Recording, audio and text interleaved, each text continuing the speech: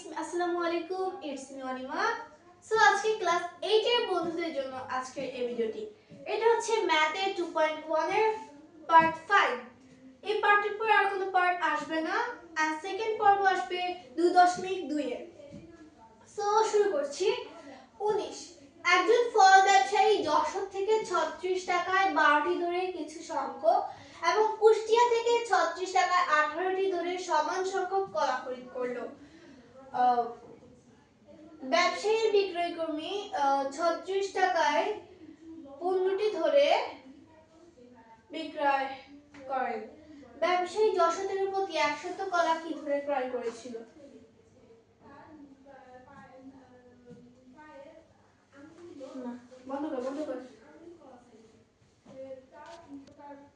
Hello everyone, আসসালামু আলাইকুম, it's me Anima. Class 8 এর বন্ধুদের জন্য আজকের এই ভিডিওটি। এটা হচ্ছে ম্যাথে 2.1 এর 5 পার্ট 5। সো এই পার্টের পর আর 2.1 এর কোনো পার্ট আসবে না, সেকেন্ড আসবে 2.2 এর, অর্থাৎ বাকি অনুশীলনী শেষ পর্ব, অর্থাৎ 2 এর অধ্যায় 2 নম্বর অধ্যায়ের 2.2 আসবে। সো ওই পর্বগুলো সবার আগে পাওয়ার জন্য অবশ্যই সাবস্ক্রাইব করে রাখবে। শুরু করি। 19 একজন ফল ব্যবসায়ী যশোর থেকে 36 টাকায় 12টি ধরে কিছু সংখ্যক এবং কুষ্টিয়া থেকে 36 টাকায় 18টি ধরে সমান সংখ্যক কলা খরিদ করলো। ব্যবসায়ী বিক্রয় কর্মী 36 টাকায় 15টি ধরে বিক্রয় করেন। যেহেতু আমার বোর্ডে ক খ গ তিনটা অঙ্কই জায়গা হবে না, তাই আমি আস্তে আস্তে ক খ গ আলাদাভাবে তোমাদেরকে বোঝানোর চেষ্টা করছি। ব্যবসায়ী যশোর থেকে প্রতি 100 কলা কি ধরে ক্রয় করেছিল? অ্যানসার, আমরা জানি প্রতি 100 কলা সমান 100টি। যশোর থেকে, যদি কুষ্টিয়া বলে, যদি আমাদের প্রশ্ন আসতে পারে কুষ্টিয়া থেকে কত সংখ্যক কলা, 100 সংখ্যক, সো এখানে 18টি ধরে হবে, এখানে 12 এর বদলে 18 হবে। যেহেতু এখানে যশোর বলা হয়েছে তাই এখানে 12 হয়েছে। সো 12টি কলার ক্রয় মূল্য 36 টাকা, একটি কলার ক্রয় মূল্য 36/12, 100টি কলার ক্রয় মূল্য, এভাবে হিসাব করলে আমাদের 300 টাকা অ্যানসার চলে আসবে। তো এটা খুবই ইজি একটা অঙ্ক। তো আমি এখন খ দিব, এর আগে তোমরা অঙ্কটি প্লিজ তুলে নাও।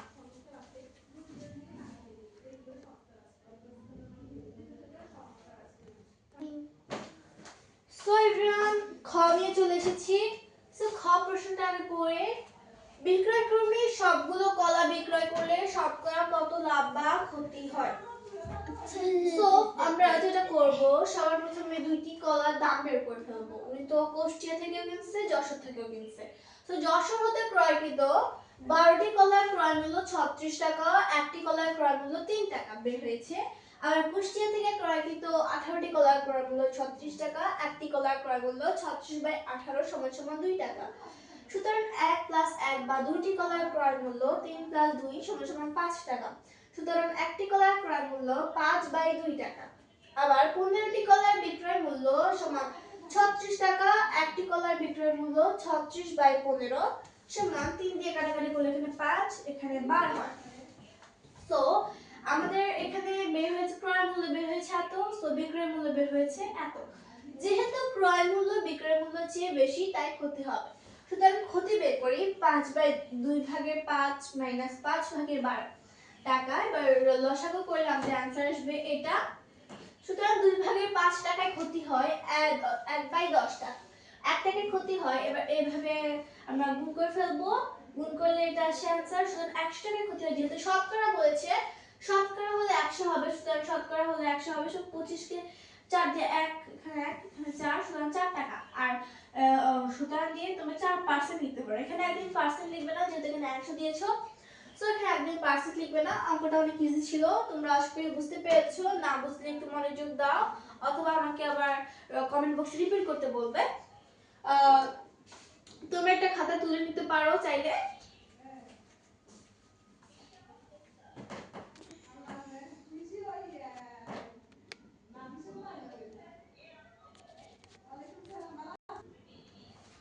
সো এভরিওয়ান, 19 নম্বরে গ নিয়ে চলে এসেছি। সো ব্যবসায়ী 25% লাভ করতে চাইলে প্রতিহালি কলা কি ধরে বিক্রি করতে হবে? সো আগে আমরা বের করব প্রতিহালি কলা কয়টি? 4টি। সো খ হতে প্রাপ্ত একটি কলার ক্রয় মূল্য কত? 5/2 টাকা। সুতরাং 4টি কলার ক্রয় মূল্য হিসাব করলে 10 টাকা বের হবে। সুতরাং ক্রয় মূল্য 100 100 হলে, যেহেতু 25% লাভ বলা হয়েছে, ক্রয় মূল্য 100 হলে 25% লাভে বিক্রয় মূল্য 100 প্লাস 25 125 টাকা। ক্রয় মূল্য 100 টাকা হলে বিক্রয় মূল্য 125 টাকা, ক্রয় মূল্য 1 টাকা হলে বিক্রয় মূল্য 125 বাই 100 টাকা। তো ক্রয় মূল্য 10 টাকা হলে বিক্রয় মূল্য, এভাবে হিসাব করলে आंसर আসবে 25 বাই 2 বা 12 সমস্ত 1 বাই 2 টাকা। এটা হবে आंसर, অর্থাৎ প্রতি হালি কলা 12 সমস্ত 2 ভাগের 1 বা 1 বাই 2 টাকায় ধরে বিক্রয় করতে হবে। অঙ্কটা অনেক ইজি ছিল, অর্থাৎ এই সৃজনশীল পড়াটা অনেক একটা ইজি ছিল। যদি তোমরা না বুঝো আমাকে অবশ্যই বলবে এবং মনোযোগ সহকারে বোঝার চেষ্টা করবে। সো তোমরা চাইলে এটা তুলে নিতে পারো।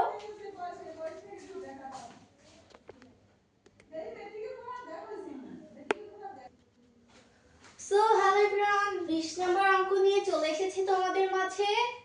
সো 20 নম্বর অঙ্কটা বলছি, কোন আসল 3 বছরের সরল মুনাফা সহ 28000 টাকা এবং 5 বছরের সরল মুনাফা সহ 30000 টাকা। ওকে, প্রত্যেকগুলো বর্ণনা সহ মূলধন নির্ণয় সূত্র। অর্থাৎ যদি মূলধন P হয়, মুনাফা I, সময় N, মুনাফার হার R হয়, তবে P সমান সমান I, এখানে I হবে I N R। এটা কেন হয়েছে আমরা জানি, I সমান সমান P N R। সো যেহেতু I, এদিকে আমি দেখাই তোমাদেরকে, I সমান সমান P N R, যদি P সেটা আসে, P সেটা আসলে I পুরো উঠে যাবে, যেহেতু আর এর নিচে একটা এক ধরি মনে মনে রাফ। সো আমি বলি এই প্রশ্নটা শেষ। একদম খ, মুনাফার হার নির্ণয় করো। সো এখানে আসল 3 বছরের সরল মুনাফা সহ এত, সুতরাং মুনাফা আর আসল মিক্স করে এত, মুনাফা আর আসল মিক্স করে এত। এটা হচ্ছে 3 বছরে, এটা 5 বছরে। সো এটা সেম টু সেম একটা অঙ্ক আমরা পার্ট 3 বা পার্ট 4 এ করেছি। সো শুরু করি। আসল প্লাস 5 বছরের মুনাফা 30000 টাকা, আসল প্লাস 3 বছরের মুনাফা 28000 টাকা। মাইনাস করে দেব, তাহলে এখানে মাইনাস হয়ে যাবে, এখানে মাইনাস হয়ে যাবে, প্লাস মাইনাসে কাটাকাটি চলে যাবে। সুতরাং এখানে বড় সংখ্যা থেকে ছোট সংখ্যা বিয়োগ হবে, সুতরাং 2 বছরের মুনাফা 2000 টাকা। সুতরাং 1 বছরের মুনাফা 2000 বাই 2, সুতরাং এটা আসবে 3 বছরের মুনাফা। তোমরা চাইলে এখানে 5 বছরের মুনাফা বিয়োগ করতে পারো। এই ক্ষেত্রে তোমরা মূলধনে এখানে 5 বছর দিয়ে 30000 থেকে বিয়োগ দিবে, আর যদি তোমরা 3 বছর দিয়ে করো তাহলে 28000 টাকা বিয়োগ দিবে। তাহলে আমাদের আসল পেয়ে গেছি এবং মুনাফাও পেয়ে গেছি, মূলধনটাই কিন্তু আসল। সো এবার আমরা বের করব মুনাফার হার। আমরা কিন্তু সূত্রের সাহায্যে করতে পারি, অর্থাৎ I সমান সমান P N R। এখানে আমরা সময় 3 বছর এবং আসল 25000, মুনাফা 3000 ব্যবহার করে আমরা এটা বের করতে পারি। কিন্তু আমি তোমাদেরকে যেহেতু এই অধ্যায়ে আর কোনো 2.1 এর আর কোনো পার্ট দিব না, এই পার্ট ছাড়া, সো আমি এখানে আরেকটা নিয়ম দেখিয়ে দিচ্ছি যে এভাবে দিতে পারো যে 25000 টাকার 3 বছরের মুনাফা 3000 টাকা, 1 টাকার 1 বছরের মুনাফা 25000 × 3 ভাগের 3000 টাকা, 100 টাকার 1 বছরের মুনাফা, যেহেতু হার মানে শতকরা, হার তো মানে শতকরাই, তাই না? সো 1 বছরের মুনাফা 100 × করে দিবা। সো এটা ক্যালকুলেটরে হিসাব করলে বা তাহলে তোমাদের 4 টাকা বের হবে, তাহলে 4% বের হবে। আশা করি তোমরা বুঝেছো। তোমরা যদি এটা কঠিন লাগে তোমরা সূত্রের সাহায্যে করবে, তাহলে দেখবা যে তোমাদের ইজিয়ার লাগতেছে। এন্ড দেন আশা করি তোমরা বুঝেছো। যদি তোমরা আমাদের পার্ট 3 বা 4 দেখে থাকো, অবশ্যই এগুলো দেখে আসবে, কারণ ওইগুলো যদি পার্ট 3 4 পার্ট 1 থেকে 4 পর্যন্ত না দেখে পার্ট 5 এ আসলে বা ফার্স্ট ধাপ থেকে শুরু করলে তো তুমি আমার অঙ্কগুলো পারবে, কারণ আমি অন্যদের মতো নিয়মে করিনি, আমি একটা নিজের নিয়মে প্রতিটা ধাপে করে যাচ্ছি। সো তোমরা এই অঙ্কগুলো ঘ নাম্বার আমি একটু পরেই দিচ্ছি, ক আর খ তোমরা তুলে নাও বা স্ক্রিনশট নিয়ে রাখো যেন পরবর্তীতে তোমরা লিখতে পারো।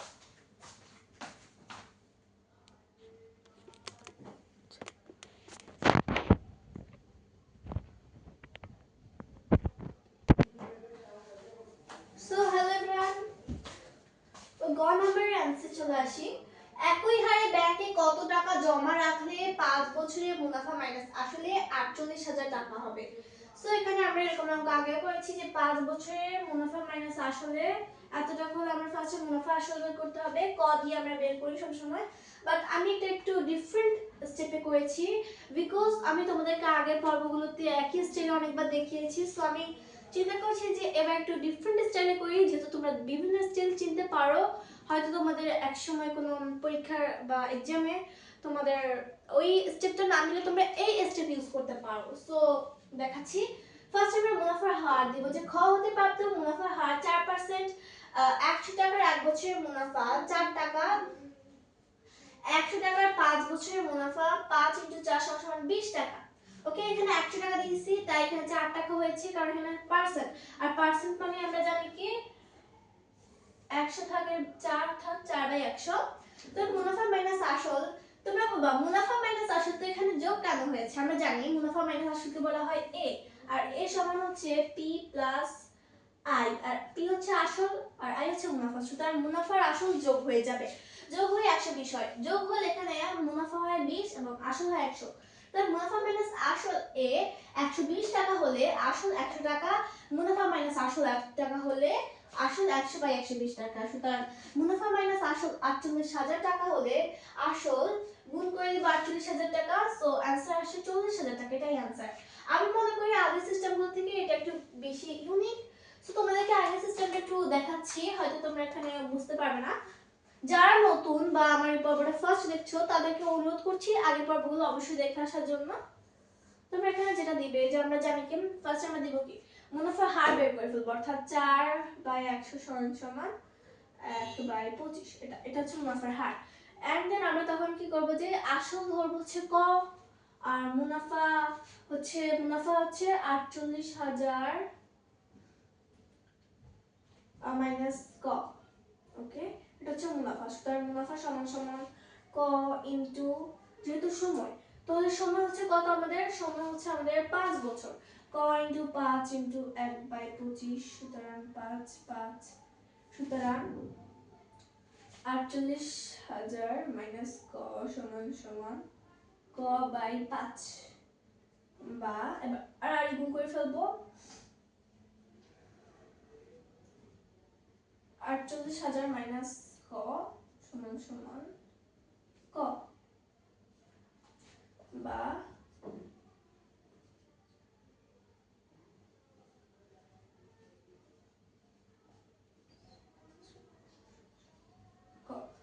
বা যোগ করে ফেলা হবে 6 ক,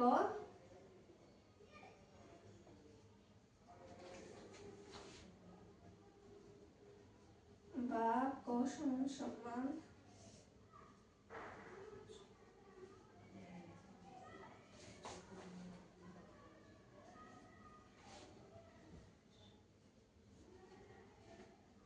দেখো আমি এটা ক বের করে ফেলেছি আসল।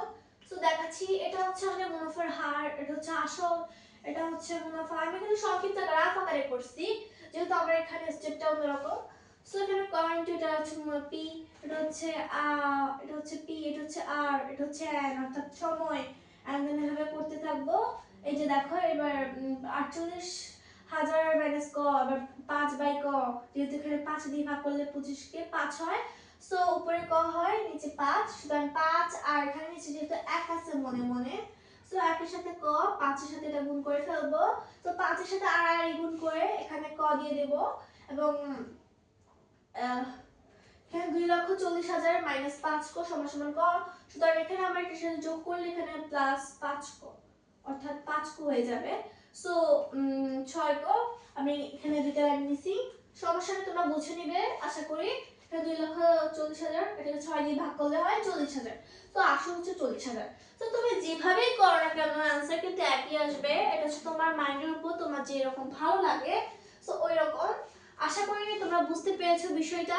আর একটা কথা, আমি আমার 2.1 এর পার্ট সবগুলো শেষ করেছি। সেকেন্ড পার্ট হচ্ছে 2.2। এটা পাওয়ার জন্য অবশ্যই তোমরা আমার চ্যানেলটি সাবস্ক্রাইব করে রাখবে। আর আমি ধাপে ধাপে প্রত্যেকটা অধ্যায়ে এখানে দিব ম্যাথের, শুধু ম্যাথ নয় প্রত্যেকটা সাবজেক্টের বিবরণ দিচ্ছি আমি এখানে ক্লাস 8 এর জন্য। সো তোমাদের জন্য খুবই সুবিধা, তোমরা আমার চ্যানেলটা সাবস্ক্রাইব করলে তোমরা বিভিন্ন বিষয়ের সম্পর্কে তথ্য পেতে পারো, শুধু ম্যাথ নয়। আশা করি তোমরা পাশে থাকবে। যদি তোমরা এটা তুলে নিতে চাও তাহলে তুলে নিতে পারো। আল্লাহ হাফেজ, আজকের জন্য এখানেই শেষ।